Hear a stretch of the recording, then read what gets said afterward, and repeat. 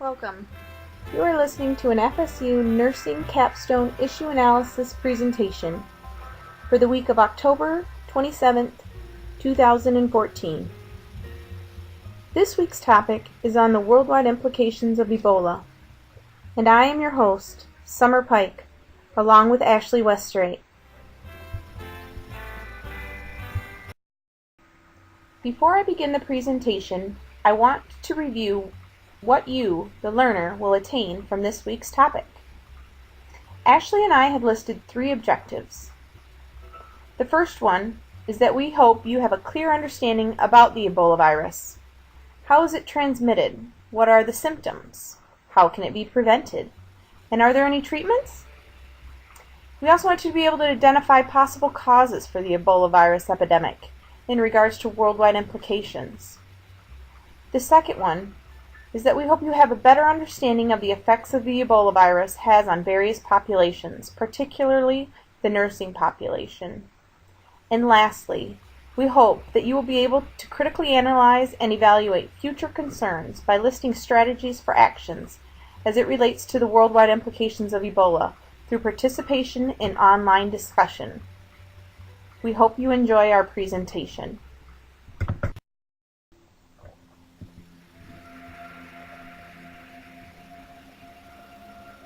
What is Ebola?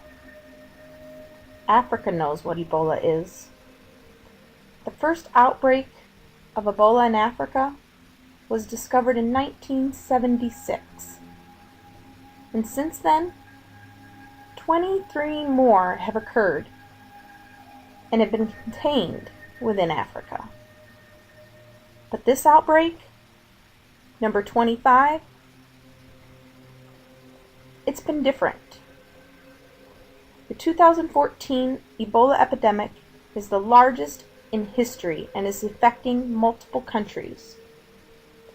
1 in 2 people will die after contracting Ebola. How do you get it? Through direct contact. Through direct contact with bodily fluids of a person who is sick with or who has died from Ebola. Direct contact with objects contaminated with the virus. Or direct contact with infected animals. Ebola can only be spread to others after symptoms begin. Symptoms can appear from 2 to 21 days after exposure. Such symptoms include fever, headache, diarrhea, vomiting, stomach pain, unexplained bleeding or bruising, or muscle pain. So when is someone able to spread it to others? Ebola only spreads when people are sick. The patient must have symptoms to spread the disease to others. After 21 days, if a person who has been exposed does not develop any symptoms, they will not become sick with Ebola. So why is this outbreak so different?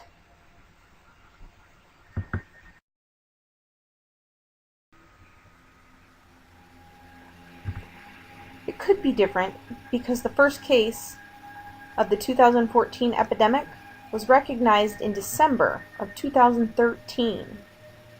And it wasn't until August 8th, 2014 that WHO actually declared Ebola an international health emergency. And at that time, there was over 1,700 cases. Now, the first case of Ebola diagnosed on American soil has occurred. September 2014. He has since died. But America has been exposed. We know what Ebola is now. 2 of the nurses who participated in the care of that first diagnosed case have contracted Ebola. But in West Africa, there's been approximately 10,000 cases, and roughly 5,000 of those cases have resulted in death. So the 1 in 2 still reigns true. Below is a link that you can click on to get the most recent case counts, as this will be amplified in the next months to come. How amplified, we have yet to tell.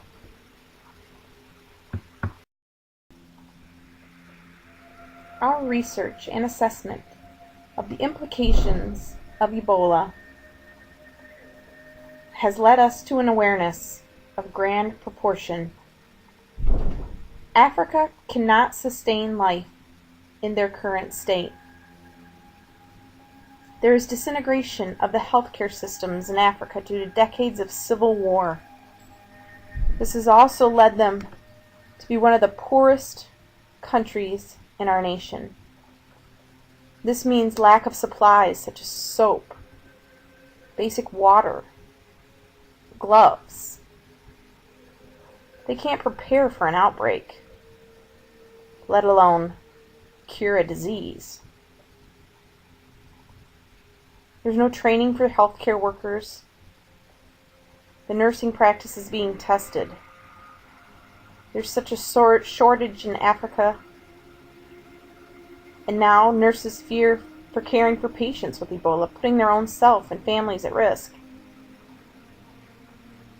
Can staff refuse to care for a patient with Ebola?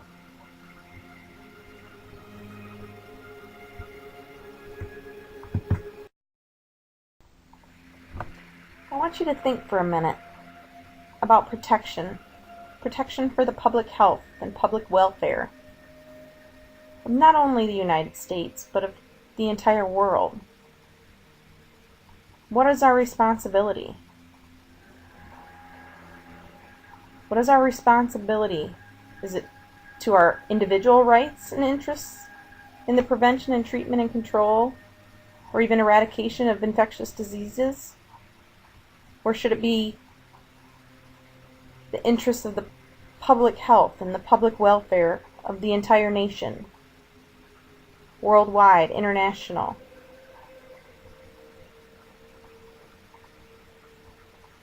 Most of all the money for research and development in health comes from the private sector. This is naturally a singular focus. Make money. By selling patent-protected products to people who can pay high monopoly prices.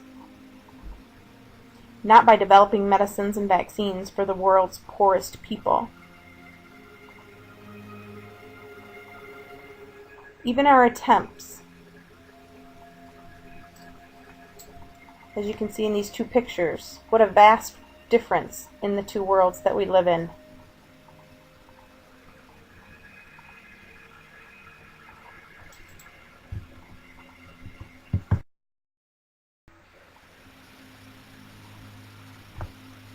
So Africa is struggling with no treatment. There's no FDA-approved vaccine or medicine for Ebola. There has been pressure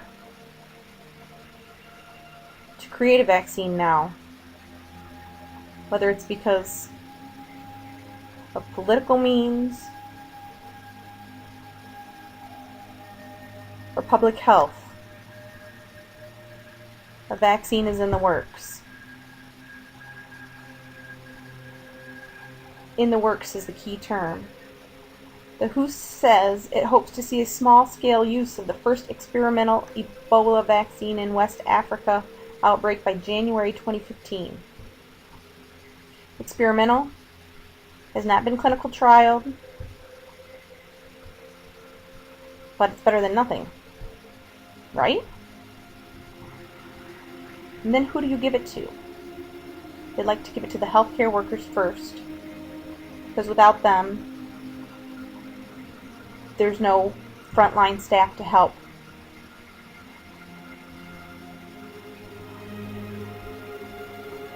But is that still ethical? Right now, all we can do is provide supportive care, IV fluids, blood transfusions.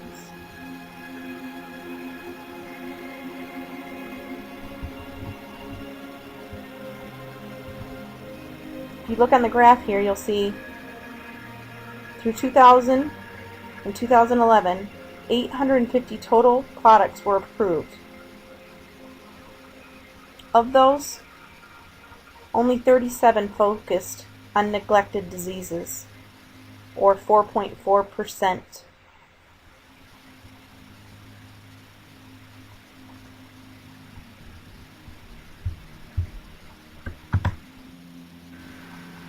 Here is a root cause analysis on the Ebola virus outbreak in West Africa. Notice the when. December of 2013 in the first case. In March 2014, who was notified that it was becoming a problem. I think they had about 59 cases at that time. 29 of those were deaths. August of 2014, who was notified again and declared an international health emergency.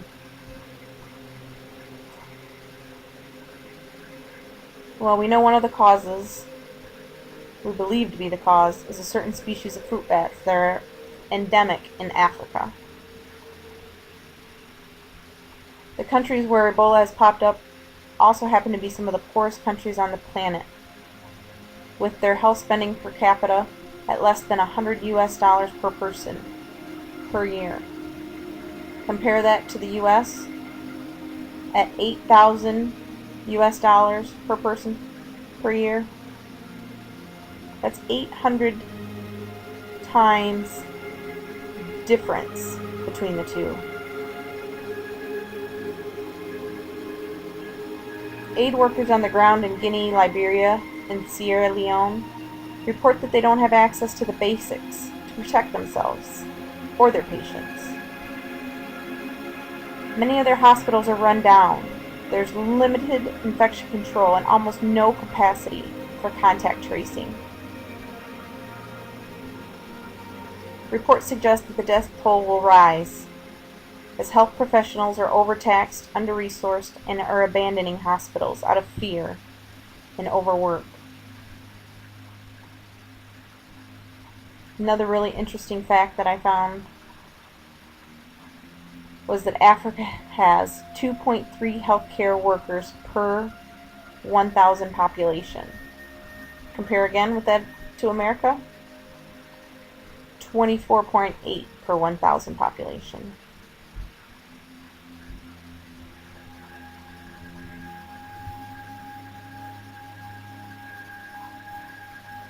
So you can see all of the pieces coming together as far as how can this happen in Africa, and why you keep hearing reports about it won't happen in the United States. Because we can control it, we can trace it, we can contain it. And now we're putting our resources into it. Since 1976, this virus has plagued Africa and has now crossed international borders and heightened awareness for Africa. So how can we stop the transmission train? How do we prevent, detect, and stop Ebola? One of the first and most important methods is contact tracing, which involves rapid identification and immediate isolation and confinement for suspected cases. There needs to be proper protective equipment for those caring for patients with Ebola.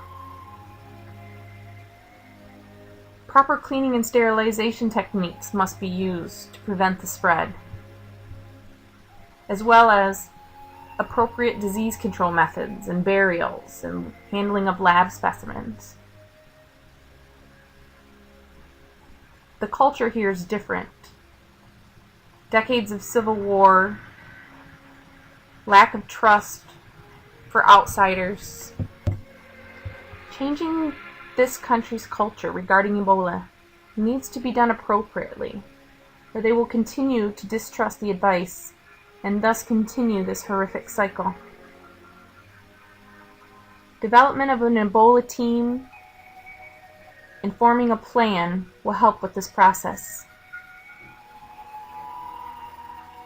so that we can revise and rework as needed as we understand this culture and their community.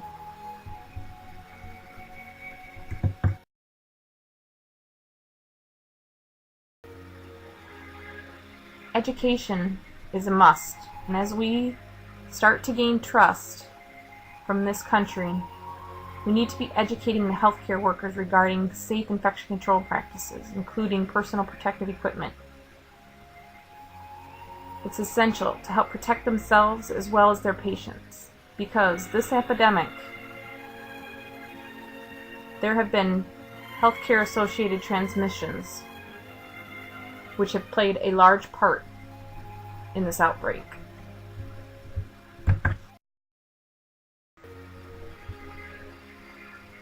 What are the most likely outcomes to occur after this outbreak? International resources are shared throughout Africa, focusing on public health systems. We hope international aid to Africa from other continents, not just the United States, are sharing physicians, nurses, other healthcare aid workers. Treatment and quarantine measures are effectively disseminated throughout Africa.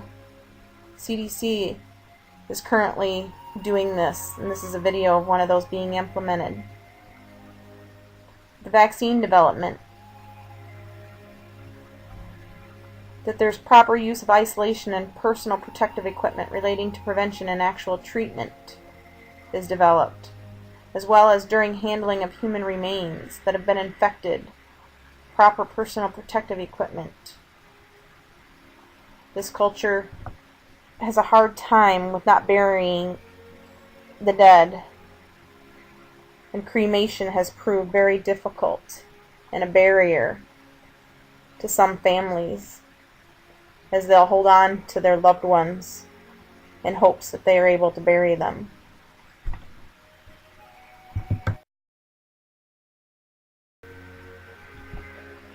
But in order for all this to be sustained, what needs to happen? The difference in pricing and producing of patented drugs needs to treat infectious diseases across different nations. This needs to be addressed. Strengthening public health systems in countries that need it most in order to stop outbreaks before they become emergencies. Training and preparation of hospital staff to prevent havoc during an outbreak. Train on how to care for patients with highly contagious diseases and how to create safe conditions for staff to work in. Preparedness for possible stressors related to caring for patients with such illnesses needs to be educated upon.